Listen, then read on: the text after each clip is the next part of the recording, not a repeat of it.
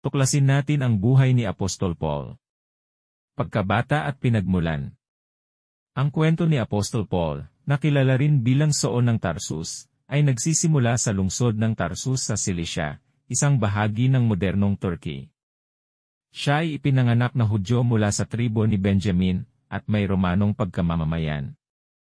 Ayon sa Acts 22 versikulo 3, sinabi ni Paul, I am verily a man which am a Jew, born in Tarsus, a city in Cilicia, yet brought up in this city at the feet of Gamaliel, and taught according to the perfect manner of the law of the fathers, and was zealous toward God, as ye all are this day. Pag-uusig sa mga Kristiyano. Bago naging isang Kristiyano, si Saul ay kilala sa kanyang masidhing pag-uusig sa mga tagasunod ni Jesus. Siya ay naglakbay upang hulihin at pahirapan ang mga Kristiyano. Sa Acts 8 versikulo 3 ay nasusulat. As for Saul, he made havoc of the church, entering into every house, and hailing men and women committed them to prison. Pagbabagong loob sa daan ng Damascus.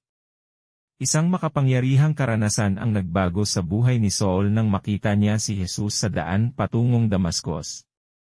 Siya ay binulag ng liwanag mula sa langit at narinig ang tinig ni Jesus.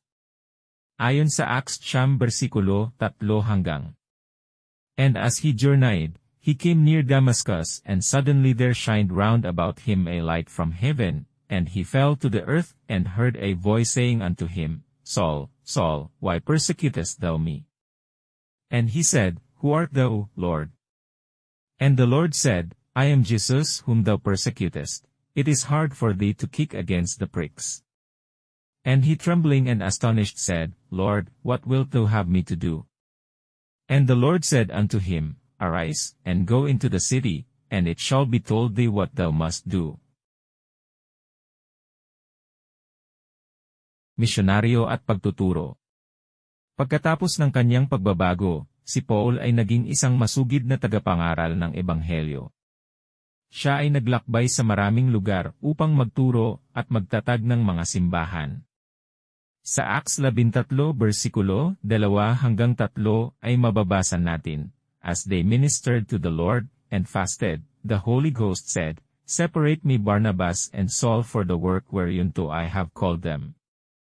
And when they had fasted and prayed, and laid their hands on them, they sent them away. Mga sulat at turo. Si Paul ay sumulat ng maraming mga sulat sa mga simbahan na kanyang itinatag. Ang mga sulat na ito, na kilala bilang mga epistles, ay naging bahagi ng bagong tipan. Sa Romans 1 versikulo 1, ipinakilala ni Paul ang kanyang sarili, Paul, a servant of Jesus Christ, called to be an apostle, separated unto the gospel of God. Sa 1 Corinthians 1 versikulo 1 naman ay nasusulat, Paul, called to be an apostle of Jesus Christ through the will of God, and Sosthenes our brother. Pagkabilanggo at paghihirap. Dahil sa kanyang pananampalataya at pagtuturo, si Paul ay nakaranas ng maraming pag-uusig, kabilang na ang mga pagkabilanggo, paghampas, at iba pang uri ng pagdurusa. Narrator, sa 2 Corinthians 11 versikulo 24 hanggang 27, ikinuwento ni Paul ang kanyang mga karanasan, of the Jews 5 times received I 40 stripes save one. Thrice was I beaten with rods, once was I stoned, thrice I suffered shipwreck, a night and a day I have been in the deep, in journeyings often, in perils of waters, in perils of robbers, in perils be mine own countrymen, in perils be the heathen, in perils in the city, in perils in the wilderness, in perils in the sea, in perils among false brethren, in weariness and painfulness, in watchings often, in hunger and thirst, in fastings often, in cold and nakedness. Kamatayan. Ayon sa tradisyon, si Apostol Paul ay pinugutan ng ulo sa Roma sa ilalim ng pamamahala ni Emperor Nero. Ang kanyang buhay at gawa ay patuloy na nagbibigay inspirasyon sa mga Kristiyano sa buong mundo.